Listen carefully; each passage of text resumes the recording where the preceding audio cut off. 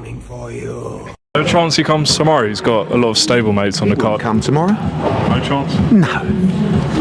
Mate, he wouldn't even phone me. What's he going to do? Phone up and ask for a ticket? Do you know what I mean? Would you give him a seat?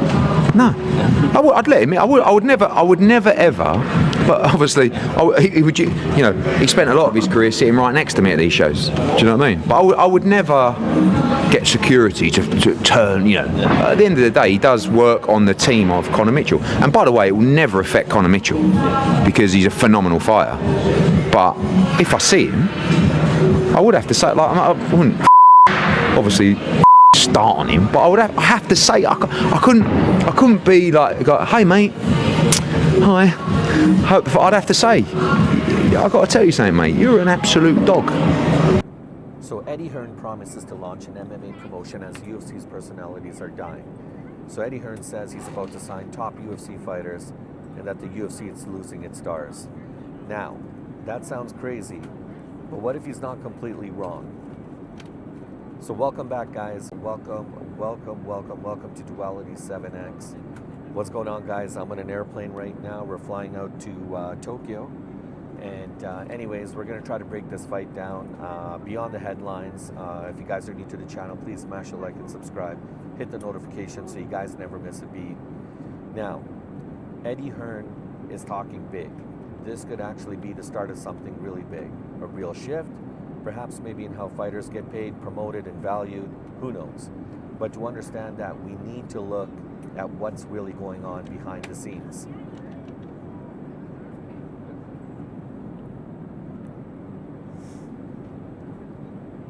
So here's the situation, guys. Eddie Hearn of Matchroom Boxing is now openly talking about launching his own MMA promotion. And not just that, he claims that he could sign about 5, maybe 6 of the biggest names in the UFC as soon as this year. Now, at the same time, his rivalry with Dana White is just heating up like nobody's business, right? You've got Dana, he's launched Zuffa Boxing, and he's already making some big moves there. And then you've got Hearn firing back, saying that the UFC isn't building stars anymore, they're not getting paid enough, and the fighter personalities are actually dying. So now, on the surface, this sounds like classic promoter talk. But when you look at things a little bit more from a lens, there's a real kind of strategy behind it all as well too, right? So it's interesting, but this rivalry is not going away anytime soon. And it really started to pick up when Dana White's son signed Conor Benn, one of Hearn's biggest fighters, with Zuffa Boxing for an 8-figure deal worth $15 million. And that wasn't just a signing, guys. That was a message that Dana White sent to the entire boxing community, that Dana's stepping into the world of boxing. And now here's what Hearn does, right? Hearn links up with UFC heavyweight champion Tom Aspinall, kind of like in an advisory type of capacity, right? So what's important here is that Hearn himself has admitted, look, I don't fully understand MMA yet, but I'm learning the contracts, the fighters, the system, the operations, and that tells you a lot. That tells you that Eddie's not rushing into it blindly. He's studying the business as best as he can, and he'll start to make moves as more information becomes available to him. But the fact that Tom Aspinall and Eddie Hearn are working together, it does give Eddie Hearn an opportunity to step further. Now, Eddie's saying that the UFC's biggest problem is they're not building fighters into stars anymore. He even compares it to Jake Paul events where, love it or hate it, but every fighter has a personality you recognize. And then he brings up the biggest example of them all, Conor McGregor, the notorious one. Conor's sitting on the sidelines, guys, since 2021. He hasn't fought in like 5 years. He's not even on the big UFC Freedom 250 White House card. He's not even active. And Hearn, he basically said, if Conor Benn can make $15 million, an 8-figure deal, what do you think Conor McGregor is really worth? $100 million, perhaps?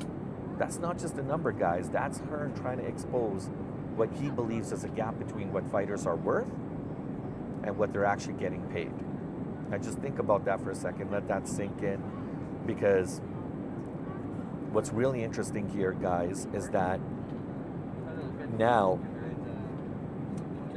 Eddie Hearn himself is kind of half right. He's half selling a dream, perhaps. I don't know. But the UFC, if the UFC doesn't build stars the same way that they did before, that could be strictly by design, right? The UFC brand is now the star, not the fighters, right? And look, that's why champions can change. New names now can come into the sport, into the organization, and that machine's a well-oiled cog. It continues to run, and it's consistent, it's controlled because it's centralized, right?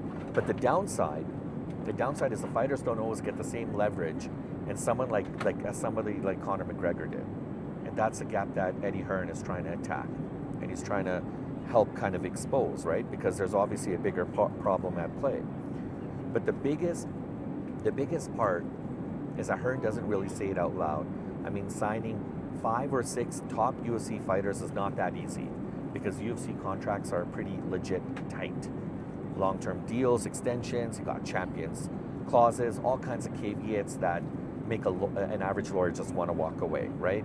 Now, you take their biggest names, their biggest stars. Look, unless fighters run out of the contract, sit out, which is quite risky, they want to negotiate exits. I mean, this kind of plan doesn't happen overnight. And that's why right now this feels a lot less like an immediate takeover and probably more like a long-term game, right? So anyhow, it's going to be interesting to see what happens. But I mean, the real question that I think everyone needs to ask here is what happens if Eddie Hearn actually pulls this off, even just once? Because if one big UFC name jumps ship, then that's when things are going to start to change. And it could very well happen. Just think about it. Conor McGregor is still sitting on the sidelines, guys. Now look, this isn't really about Eddie Hearn versus Dana White anymore. It's about 2 different systems. On one side, you have the UFC centralized model, which is about control, structure, consistency, and everything is kind of like its own ecosystem. And on the other hand, you've got a boxing model where there's a little bit more freedom, bigger paydays, more star power for the fighters. And what Hearn is trying to do, he's trying to bring that boxing mindset into MMA. He's trying to make MMA like boxing. And if he succeeds even a little bit, you could see fighters asking for a lot more money, more negotiating power, and probably even real competition for the UFC. But if he fails, this just proves how strong the UFC ecosystem really is. Because Dana White is trying to make boxing like the UFC. Anyways, at the end of the day, guys, honestly, Eddie Hearn isn't just trying to start an MMA promotion. He's really trying to challenge how the entire sport operates and how fighters are getting paid and how stars are built and who actually really holds the power. So right now it's all talk. But in this business, talk is usually where the shift begins. So anyways, guys, let me know what you guys think. This is, obviously this is a lot to kind of take in right now, but can Eddie Hearn actually shake up the UFC? Or is it just another promoter making noise, right? I want to hear your thoughts and comments below. Please make sure to subscribe, and I'll catch you guys in tomorrow's video. Again, we're on the plane, guys. We're flying out to Tokyo. I'm gonna be doing some probably some live streams and stuff once we get into Tokyo. But I'll catch you guys tomorrow. Pleasure was all mine. Have a good one.